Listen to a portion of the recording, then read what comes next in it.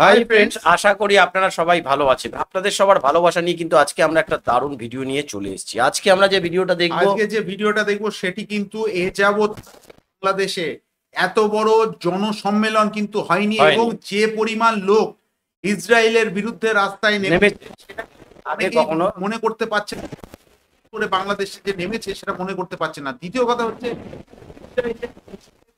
প্যালেস্টাইনের উপরে ইসরায়েল যেভাবে আক্রমণ শানিয়েছে এবং সেখানে যেভাবে নিরীহ মানুষ কিন্তু প্রাণে দীর্ঘদিন ধরে তারা কিন্তু গণহত্যা চালিয়েছে।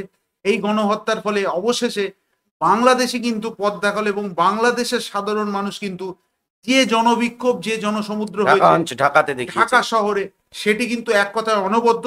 এবং এখানে বলা হচ্ছে যে সব ধর্ম বর্ণ নির্বিশেষে কিন্তু মানুষ রাস্তায় নেমেছে ইসরায়েলের বিরুদ্ধে প্রতিবাদ দেখানোর জন্য। তো এই ভিডিওটা কিন্তু ভীষণ ইন্টারেস্টিং হতে চলেছে। যারা বাংলাদেশ দেখছেন তারা জনবিস্ফোরণ, সেই জনবিস্ফোরণে তারা কিন্তু অংশগ্রহণ। তো ভিডিওটা শেষ পর্যন্ত অবশ্যই দেখুন আর ভিডিওটা অবশ্যই শেয়ার করবেন। যেখানে ভিডিওগুলো আপনাদের যারা রয়েছে তাদের কাছে ভিডিওটি অবশ্যই শেয়ার করবেন এবং ভিডিওটা শেষ পর্যন্ত দেখবেন, তাহলে অনেক কিছু জানতে পারবেন। চলুন বন্ধুরা ভিডিওটা।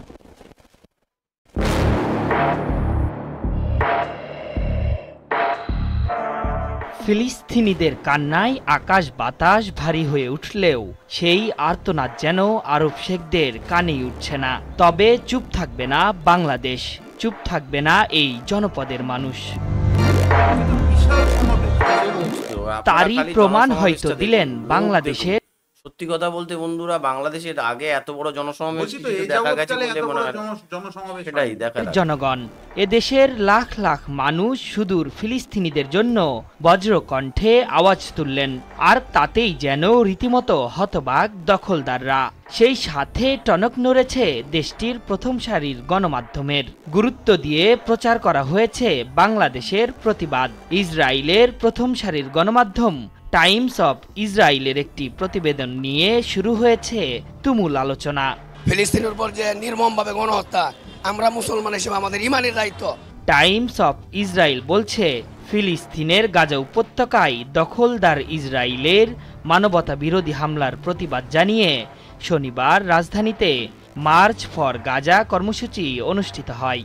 সোহরাওয়ার্দী উদ্যানে অনুষ্ঠিত এই কর্মসূচিতে অংশ নিয়েছিলেন সব ধর্মবর্ণের প্রায় 1 লাখ মানুষ। তাদের অংশগ্রহণে ঢাকা বিশ্ববিদ্যালয় এলাকা ও সোহরাওয়ার্দী উদ্যান পরিণত হয় জনসমুদ্রে। এ সময় শত শত ফিলিস্তিনি পতাকা হাতে অংশগ্রহণকারীদের কণ্ঠে ওয়ালটন আবারও মিলিয়নিয়ার অফারে ওয়ালটন ফ্রিজ কিনে আপনিও হয়ে যেতে পারেন মিলিয়নিয়ার। স্লোগান ওঠে ফ্রি ফ্রি প্যালেস্টাইন।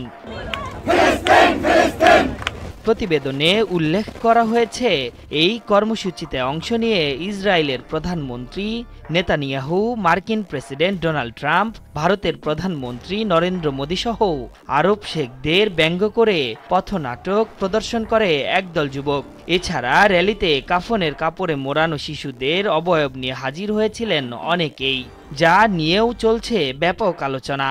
আইনি অস্ত্র এবং যা যা করা দরকার ফিলিস্তিনকে স্বাধীন করার জন্য ওআইসি যেন সেই পদক্ষেপ অতি শীঘ্রই নেয়। গণমাধ্যমটির প্রতিবেদনে বলা হয়, মার্চ ফর গাজা কর্মসূচিতে সংহতি জানিয়ে বাংলাদেশের সাবেক প্রধানমন্ত্রী বেগম খালেদা জিয়ার নেতৃত্বাধীন রাজনৈতিক দল বিএনপি, বিভিন্ন ইসলামিক দল এবং নানা শ্রেণী পেশার মানুষ অংশ নেন। বাংলাদেশে 17 কোটি মানুষের বসবাস। স্বাধীন দেশটি ইসরায়েলের সাথে কোনো কূটনৈতিক সম্পর্ক রাখেনি, এমনকি তারা স্বাধীন ফিলিস্তিনের প্রতি সমর্থন জানিয়ে আসছে বলে জানিয়েছে টাইমস অফ ইসরায়েল। শুধু টাইমস অফ ইসরায়েল নয়, বাংলাদেশের বিশাল বিক্ষোভের খবর গুরুত্বের সাথে প্রকাশ করেছে অ্যাসোসিয়েট প্রেস, আল জাজিরা, আরব নিউজ, ওয়াশিংটন পোস্ট, ইন্ডিপেন্ডেন্টের মতো আন্তর্জাতিক গণমাধ্যমগুলো। এদিকে বাংলাদেশে বিক্ষোভের দিনেই ফিলিস্তিনে জোরে সোরে অভিযান চালানোর হুঁশিয়ারি দিয়েছেন দখলদারদের প্রতিরক্ষা মন্ত্রী ইসরায়েল কাটজ। এরই মধ্যে গাজার খান ইউনিস ও আশেপাশের এলাকা থেকে স্থানীয়দের সরে যেতে বলা হয়েছে, এমন খবর জানিয়েছে ব্রিটিশ গণমাধ্যম বিবিসি।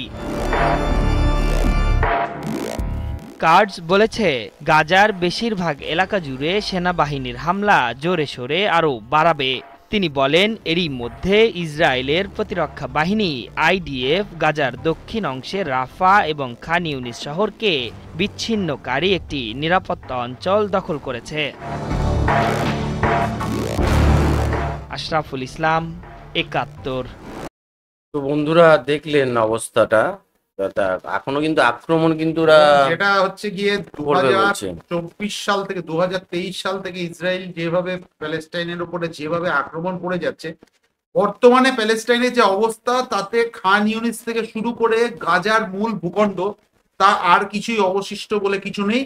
এবং তারপরেও ইসরায়েলের যে বাহিনী, ইসরায়েলের যে আইডিএফ ফোর্স, তারা কিন্তু উত্তরোত্তর যে অংশটাতে এখনো পর্যন্ত যেখানে যারা জনগোষ্ঠী এখনো পর্যন্ত রয়েছে প্যালেস্টাইনে, সেখানেও কিন্তু তারা এখন কিন্তু আক্রমণ চালাচ্ছে এবং আক্রমণের যে তীব্রতা কিন্তু বহুলাংশে তারা বাড়িয়ে দিয়েছে। এবং তার ফলে নিরীহ মানুষ, বিশেষ করে শিশুদের কিন্তু কার্যত জল থেকে শুরু করে চিকিৎসা ব্যবস্থা একদম শূন্য হয়ে পড়েছে। তো এই জন্যই যে বাংলাদেশে যে বড় রকমের এর বিরুদ্ধে যে প্রতিবাদ হয়েছে, সেই প্রতিবাদটা সর্বভারত সর্ববৃহৎ যে যত রকম চ্যানেল আছে বা যত রকম সংবাদপত্র আছে সেখানে দেখানো হয়েছে, তাতে কিন্তু দেখানো হয়েছে। তার কারণ হচ্ছে এত বড় প্রতিবাদের আগে মনে হয় বাংলাদেশে হয়নি এবং সারা বিশ্বে কতটা হয়েছে এ বিষয়ে কিন্তু একটা সন্দেহ থেকে যাচ্ছে। তো আশা করি বন্ধুরা ভিডিওর মাধ্যমে আপনারা কিছু ইনফরমেশন পেলেন। ভিডিওটা যদি ভালো লাগে তাহলে কিন্তু অবশ্যই শেয়ার করে দেবেন নিজের আত্মীয় স্বজন বন্ধু বান্ধবের মধ্যে। আর যত পারুন আপনারা কমেন্ট করুন। আপনাদের কমেন্ট না করলে কিন্তু আমরা বুঝতে পারছি না আপনারা কোন ধরনের ভিডিও দেখতে চান।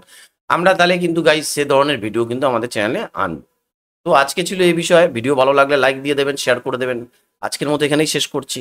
টাটা, সবাই ভালো থাকবেন, সুস্থ থাকবেন।